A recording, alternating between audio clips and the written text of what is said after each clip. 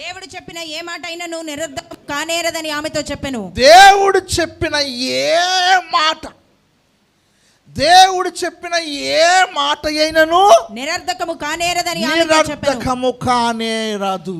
అందుకు మరియా ఇదిగో ప్రభు దాసురాలను, ఇదిగో నేను ఎవరిని? ప్రభు దాసురాలను. నేను యోసేపు ఒక భార్యను అంటలేదు, నేను ప్రభు దాసురాలను.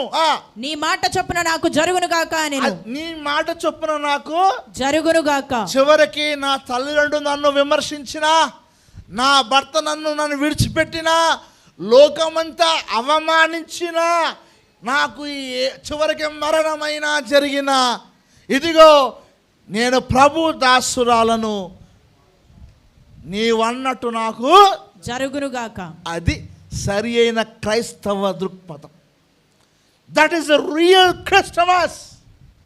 మనం కొత్త బట్టలు వేసుకొని, లేకపోతే కొత్త సూట్లు వేసుకొని మనం హ్యాపీ హ్యాపీ క్రిస్మస్ చెప్పండి, happy happy Christmas, happy happy Christmas ఇలా చెప్పుడు పోతే ప్రతి సంవత్సరము స్టార్ల వెనకాల లోపల బీర్లు వెనకాల జోర్లు, ఆ జోర్లతో పాటు మరి కొత్త కొత్త సూట్లు బూట్లు అన్నీ జరుగుతుంటాయి. ఇవి మన అల్ప సంతోషములు అవి. కానీ ఒక వ్యక్తి దేవుని వాక్యానికి లోబడినప్పుడు, ఒక వ్యక్తి దేవునికి సంపూర్ణంగా జీవితము అర్పించినప్పుడు ఆ శ్రమలలో కూడా ఆనందం కలుగుతుంది.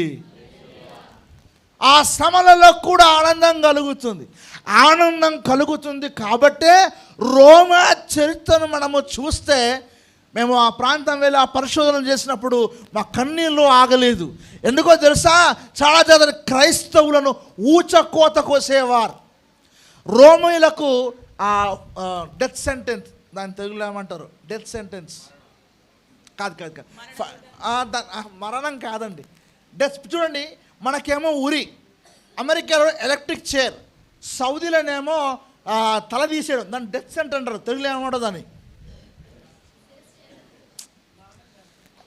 మరణ శాసనం కాదు దాన్ని, అది వేరే, ఆ వర్డ్ వేరే. ఇప్పుడు మనకు ఉరియే ఫైనల్. అమెరికాలో ఎలక్ట్రిక్ చైర్, సౌదీలోనేమో తల తీసేస్తారు. సో అది దాని స్పష్టమైన తెలుగులో ఏదో ఉంటుంది. అయితే గమనించండి, అందులో మన మాజీల పార్సికులేమో సింహాలకు వేస్తారు, అదే బబులోనిలేమో అగ్నిలో వేస్తారు. సో అది డెత్ సెంటెన్సెస్ అంటారు వాటిని.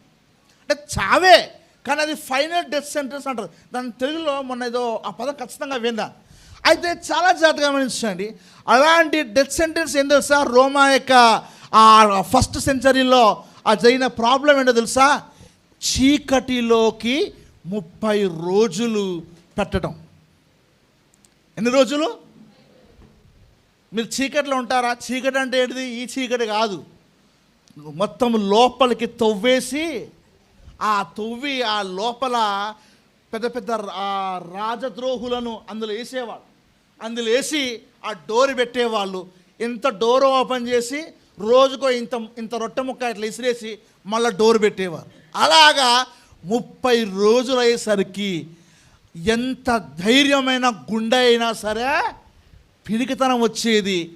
అలా సూర్యుడు ఆ గాలి రాక శరీరం అంతా కుష్ఠరోగం వచ్చేది. వాడిని తీసి బయటికి చూపించి, ఒక్కవేళ రాజుకు విరోధంగా బ్రతికితే మీ బతుకు కూడా ఇట్ట అయిపోద్దని చెప్పారు అని చూపించేవాడు.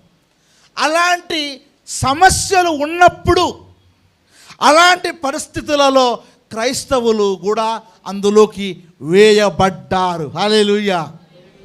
కానీ పాయింట్ ఏంటో తెలుసా? మనకు 2nd సెంచరీ క్రిస్టియన్ హిస్టోరియన్స్ రాస్తారు, ఏ క్రైస్తవులకు కుస్సు రాలేదట. ఏ క్రైస్తవులకు కుస్సు అంటే they not scared about the judgement of the people. వాళ్ళు మానవుల యొక్క తీర్పులకు భయపడలే. పోతం ప్రాణం పోతే పాపం నుంచి విడిపించబడ్డాము అన్న సంతోషం వాడి జీవితాల్లో కలిగింది. దానికి జెరోమ్ అనే ఒక దైవజనుడు అంటాడు, sometimes the angels visit the people, those who are in the den, the dark. అంటే వాళ్ళను ఆ చీకటి గదిలోకి దూతలు కూడా దర్శించారు. దూతలు మెరుపు వలె మెరుస్తూ ఉంటారు, వాళ్ళక్కడ చీకటి లేదు. Such wonderful things God has done for his people. దేవుడు ఆయన ప్రజల కొరకు అలాంటి చాలా అద్భుతాలు చేశాడు. అలాంటి ఇజ్రాయేళ్లకు డెత్ సెంటెన్స్ ఏదంటే రాళ్లతో కొట్టి చంపడం. అది మరియ కాలంలో ఉంది, ఎందుకంటే స్టెఫెన్ గుట్టి చంపారు. అవునా? స్టెఫెన్ గుట్టి చంపారు కదా, అంటే అది ఇంకా అప్పటికి ఉంది. కానీ మరియ వాటికి వేటికి కూడా మరి నీ పరిస్థితి ఏంది? మరి నీ పరిస్థితి ఏంటి? What about you then? నువ్వు నిజమైన క్రైస్తవుడుగా ఈ ప్రపంచానికి వెలుగుగా నువ్వు ఉంటున్నావా? నీ పరిస్థితి ఏంటి? నువ్వు ఒక మరియలా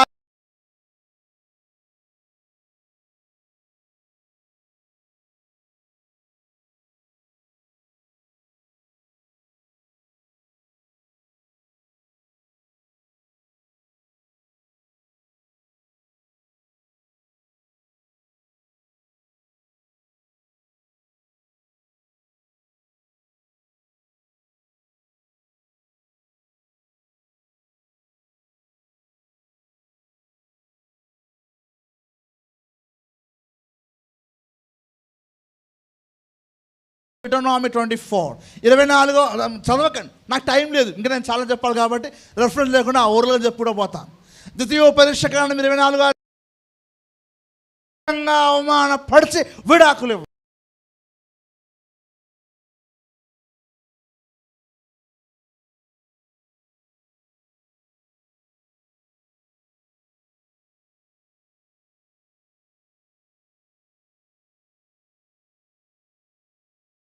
క్రైస్తవులం ఏం చేస్తుంటాము, ఎవరైనా తప్పు చేశారనుకోండి, ఆ తప్పు ప్రపంచానికి పరిచయం చేయటం కొరకు బ్రదర్ గారు పలాని సిస్టర్ గారు ఇలా తప్పు చేశారు, ఆమె మారు మనసు పొందినట్లుగా ప్రార్థన చేయండి.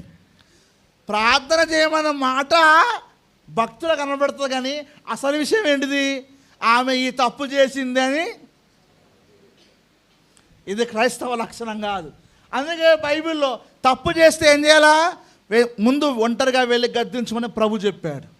రెండోది, ఒకవేళ తప్పు చేస్తే మళ్ళీ తప్పు చేస్తే ఇద్దరితో సాక్షులతో చేయమన్నాడు. మూడోసారి వెల్లడిపరచమన్నాడు.